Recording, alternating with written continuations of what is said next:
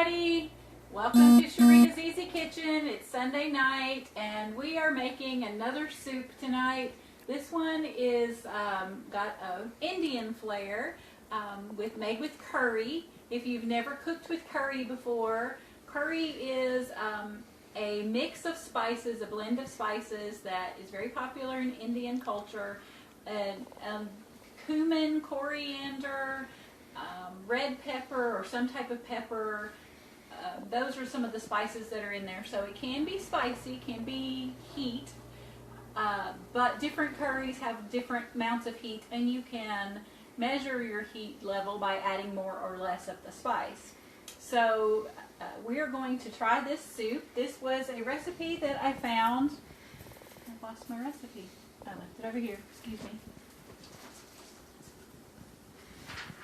I went to get that. I went to get this recipe a while ago and I walked away and left it. This is a recipe I found on All Recipes, not a sponsor. It's just a site I use a lot now because it's handy.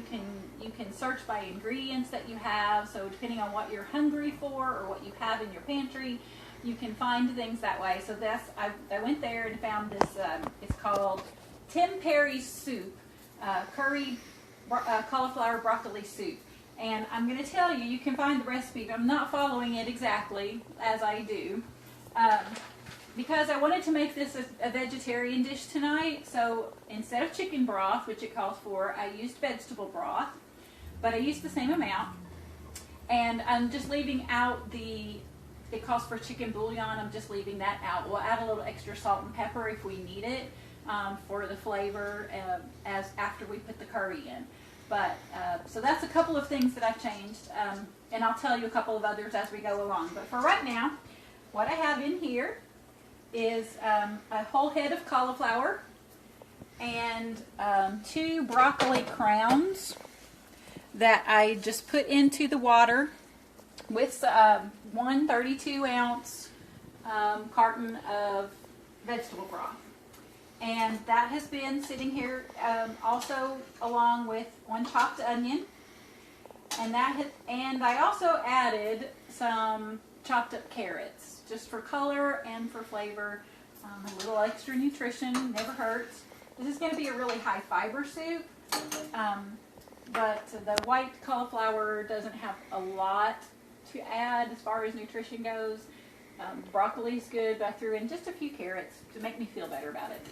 Okay, so all of this has been cooking and blending together for a long time. So what we want to do now is we want to puree this soup because it's supposed to be a creamy soup and not chunky. You can leave it chunky if you like. I want to try it pureed because I've got this blender that I want to use.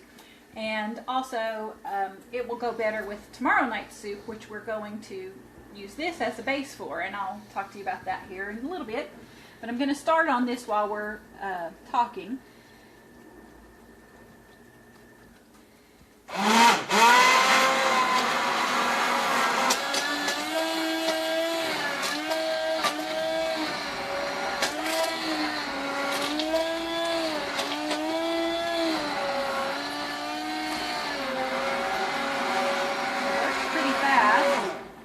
Pretty fast, but it's suctioning to the bottom, and the instructions said that it creates suction, so you have to lift up sometimes, and I don't want to lift up too far because I don't want it to splash. So that's what I'm doing, but we're just about there. Part of what I was going to say about this recipe was that it calls for you to mix some flour and water together and create a paste to thicken this soup. However, I don't think, especially if you do this blending, you're not going to need to thicken it. And it adds extra carbs, which we're not doing, but you're still welcome to do that as well. Especially if you leave it chunky, you might want to add the thickener just to make it a nice creamy soup. I'm going to go back to blending here for a minute.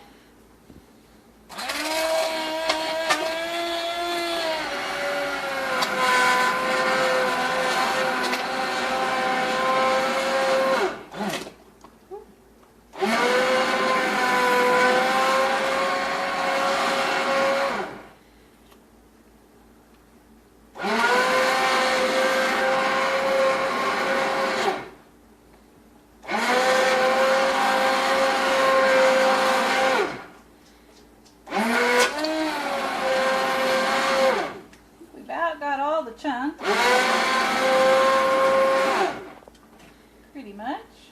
Now you can see that's a nice soft texture. I'll use the spoon here and show you. It's a nice creamy smooth texture now. There's still just a little bit of lumps, but not bad. Okay, to that we're going to add, this recipe calls for, I wanted to let you know about this too because I did change it a little bit. Jennifer Scott and hi Jenny. Nice to see you tonight. And I'm going to go ahead and turn this heat down because it's starting to bubble over. The milk. Oh, half cup of milk. Okay, so instead of a half cup of milk, I'm adding a full cup of cream. And that's, again, our preference because we're doing high fat, low carb. So, but if you're doing the regular recipe and adding the thickener, half cup of milk will be plenty. And I'm putting a full cup of cream in here, and then we're going to add our spices. And I have two different types of curry flavoring. I have one that's called a tandoori powder, which you can see the ingredients: cayenne pepper, ginger, garlic, coriander, paprika, salt. Cayenne's the first ingredient, so this one's probably pretty spicy. This one, red curry, has cumin and coriander, and it says red pepper, but the first ingredient is cumin. So I'm going to use this one tonight, and it calls for a teaspoon. I need to get my spoon out. So we're going to start there. Now Nick and I like things a little bit spicier. Typically we like to eat spicy foods, so we may add a little more to this after, but for right now we'll go with the recipe on this, okay?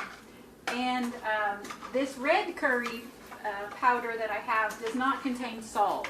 The tandoori spice does, so that's something important to watch when you're buying spice mixes and things like that too, is to see if they already have salt in them. Some, like Old Bay seasoning and different things like that, already have salt in the mix, so you probably wouldn't need to add two.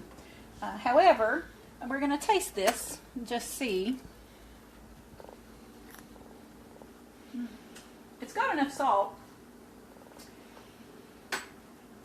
I'm not so sure about the curry. I think I might like a little more. You want to try it, Nick? See if you need some curry. Hang on. We have to let the cameraman give a taste.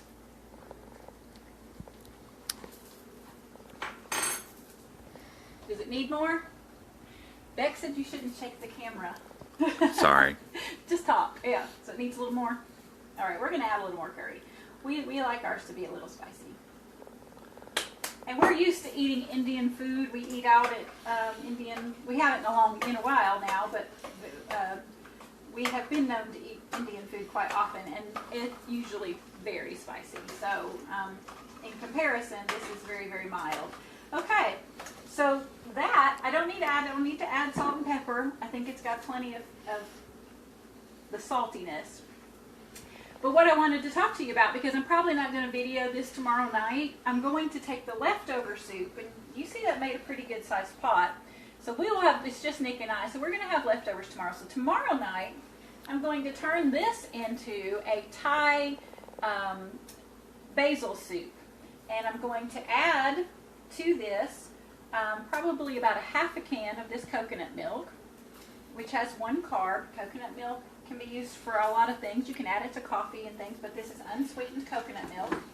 I'm also going to add some dried Thai chili peppers while it warms, because it's going to be reheating, so I'm going to throw a few of these in, probably not more than 3 or 4. As it warms, that heat's going to come out of those chilies, and then we pull the chilies out before we eat it. I'm not going to actually eat these things because I grew these myself and dried them myself, and we sampled a few right off the vine before we dried them, and they are extremely hot. But they will add a nice bit of heat. In Thai cooking, it's important to incorporate all of the flavors of food. So you need to have a little sweet, you need to have heat, you need to have sour. So we are going to have the coconut milk, which will add the sweet. This will add the heat. I'm going to cook some salad shrimp in the oven with some garlic and fresh garlic and ground ginger. and just pop that in the oven and the broiler for a few minutes because they're already cooked, and just heat them up real good and get them brown. Those are going to go in the soup for some texture and also some protein. And then we're going to add a little bit of cilantro and a little bit of lime, and what was the last thing? Oh, and a few slices of avocado for garnish. And that's going to be dinner tomorrow night, and I am probably more excited about that than I am about tonight. But tonight we're doing, like I said, vegetarian. It's got broccoli, cauliflower, onions, the curry, and what we're going to do from here is we're going to plate, and I'll show you how it's going to look when it's all done.